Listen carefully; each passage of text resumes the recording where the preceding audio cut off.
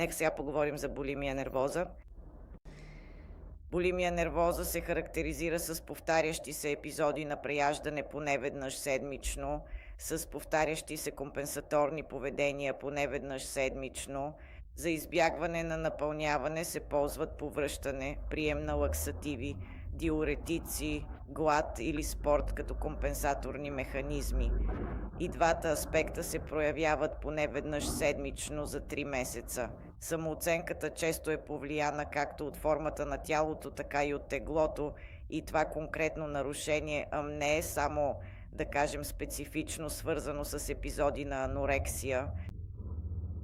Според DSM-V критериите за определяне на преяждане са следните.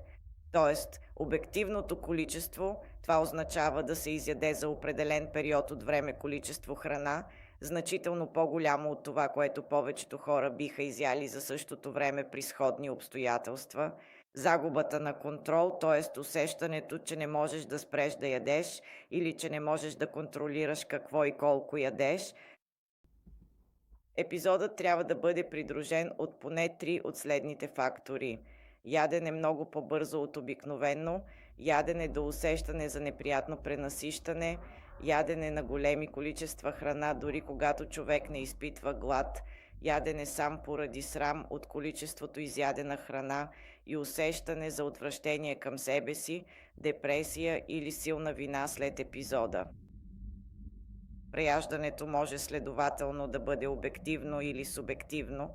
Обективното преяждане е голямо количество храна, придружено от реална загуба на контрол, а субективното, когато количеството е малко, но усещането за загуба на контрол е много силно. Епизодът на преяждане обикновено често е предшестван от негативна емоция. Тежестта се определя от честотата – лека, умерена, тежка, екстремна, в зависимост от броя на епизодите на седмица. Клиничните характеристики на пациентите, страдащи от булимия нервоза, са следните. Обикновено теглото е нормално или има леко наднормено тегло, така че в този случай не наблюдаваме отслабване. Също така не наблюдаваме прекомерно напълняване именно поради прочистващите поведения. Има нередовност на менструалния цикъл, ако са жени, нарушение на електролитния баланс и често висока съпътстваща честота с други хранителни разстройства или ОСФЕТ. Как можете да разберете, че нещо не е наред? След хранене човекът изчезва, така че понякога редовно отива до банята веднага след ядене, за да извърши прочистващите си поведения. Може да откриете следи в банята, хранителни ритуали, тайно хранене, трупане на запаси, намиране на скрити празни опаковки, а след това и вид наказателни упражнения, т.е. човек се принуждава да прави големи количества спорт, дори когато не му е приятно, само с цел изгаряне на калории. Цикълът на булимията следователно се характеризира с твърда диета. Глад, емоции, стрес водят до загуба на контрол. Човек изяжда много за кратко време, за да успокои тревожността. След преяждането изпитваме чувство за вина и тогава се прибягва до повръщане и слабителни, за да се компенсира. Какво не е булимията? Със сигурност не е прищявка. Това е сложно психично заболяване, не е липса на воля, не засяга само слабите хора, теглото обикновено е нормално и не става дума само за повръщане. При непочистващата булимия се компенсира с глад или екстремен спорт. Когато се обръщаме към засегнатите, винаги трябва да говорим без да съдим. Избягвайте фрази като «Защо не спреш?», «Виж колко си изял, или да се фокусирате върху емоциите. Не се фокусирайте прекалено върху храната. Не бъдете хранителна полиция и не следете чиниите им. Това засилва срама и нарушава личното пространство. Насърчете професионална помощ, тъй като самолечението е трудно, и насочете човека към специалисти. В семиотиката понякога откриваме използването на доста крещящи дрехи. Също така тук намираме и знака на Расел, а често и формата на лицето придобива котешки вид.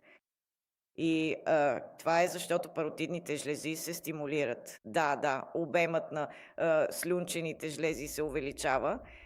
Невидимите рискове засягат основно сърдечно-съдовата система, като например нарушения в баланса на минералните соли, храносмилателната система, което може да доведе до лезии от хронично повръщане, рефлукс и трайни увреждания на хранопровода, дехидратация, която може да доведе, освен очевидните проблеми с сухота на кожата, и до бъбречни проблеми, световъртеж и субективни оплаквания. Хидроелектролитните нарушения със сигурност са най-страшните медицински усложнения, защото хипокалиемията в частност и дехидратацията могат да имат сериозни последици.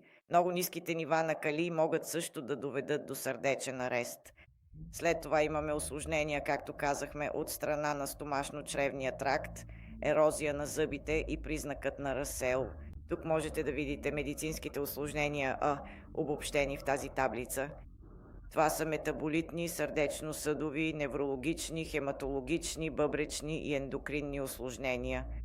Трябва да подчертаем факта, че има още усложнения, че прочистващите поведения определено са рисков фактор за здравето и също така носят риск от хоспитализация, а понякога и животозастрашаващ риск, който е значително по-голям от този при рестриктивните поведения, въпреки че рестриктивните поведения очевидно са изключително опасни в дългосрочен план и дори могат да бъдат фатални.